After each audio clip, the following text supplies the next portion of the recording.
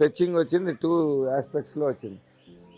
First aspect is non onion and non garlic base, అంటే ఉల్లిపాయ వెల్లిపాయ లేకుండా, అల్లం వెల్లుల్లి పేస్ట్ లేకుండా వంటలు నీట్గా ఉండేది ఎవరి దగ్గర అయ్యా అంటే సిద్ధి వినాయక హనుమంతుడు అని చెప్తారు.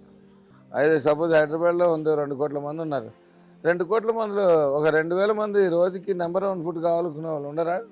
అలాగా మనం హైదరాబాద్లో ఇవాళకి కూడా మీకు ఆంధ్ర, తెలంగాణ ఎక్కడికి వెళ్ళినా ఈవెన్ బ్రాహ్మిన్స్ అక్కడ కూడా అడుగుతారో అడగారో నాకు తెలియదు, కానీ ఉల్లిపాయ లేకుండా చేస్తారా? మేము అవి తినమండి అని అంత orthodox families are there in Hyderabad even in 2025 also.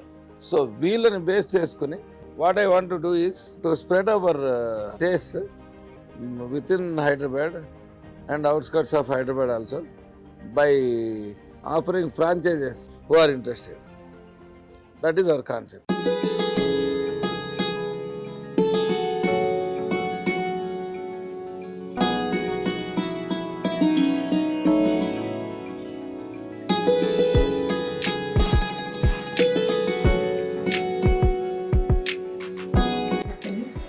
Siddhi Vinayaka catering ఉంది మాది.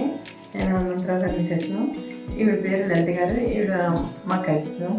తెలంగాణలో కూడా 500 మందికి, ఇంకా అయాన్ రిసార్ట్స్లో ఉన్న 500-600 దాకా ఆకువట్టం చేశాను. ఆకువట్టనే కాకుండా మామూలుగా బఫే కూడా చేస్తూ ఉంటాం.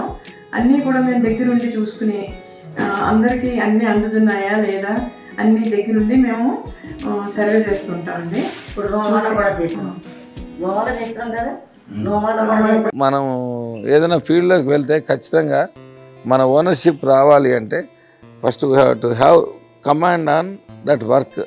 ఫుడ్ బిజినెస్ అనేది ఫస్ట్ ఆఫ్ ఆల్ ఇందాక చెప్పినట్టు ప్యాషన్ తోటి కూడుకున్నది. రెండోది ఫుల్ ఆఫ్ రిస్క్స్. ఎప్పుడు మనల్ని కస్టమర్ కోపం వచ్చి మనల్ని కొడతాడో తిడతాడో తెలియనట్టు పరిస్థితి అంటున్నాను. ఎందుకంటే టైం బీయింగ్ ఇదంతా కూడా. నేను నీకు ఎంతో ఫ్రెండ్, కానీ నీకు ఫుడ్ రాకపోతే అంకుల్ ఇంకా ఫుడ్ రాలేదు, ఒక 3 సార్లు మంచిగా అడుగుతావు, 4వసారి కోపం వస్తుంది కదా, డెఫినెట్గా మన బేస్ పెరుగుతుంది. అప్పుడు ఏదో మనము ఈ ఫీల్డ్లో వచ్చాము అంటే మనం నేర్చుకోవాల్సిందే ఖచ్చితంగా. నేర్చుకోకుండా వితౌట్ ఏదో నా దగ్గర 50 లక్షలు ఉన్నాయి, 10 లక్షలు ఉన్నాయి, ఆర్టీసీలు పెట్టేసాం, గిన్నెలు పెట్టేసాం కాదు. Nobody can survive in any field or any profession. This is my personal experience.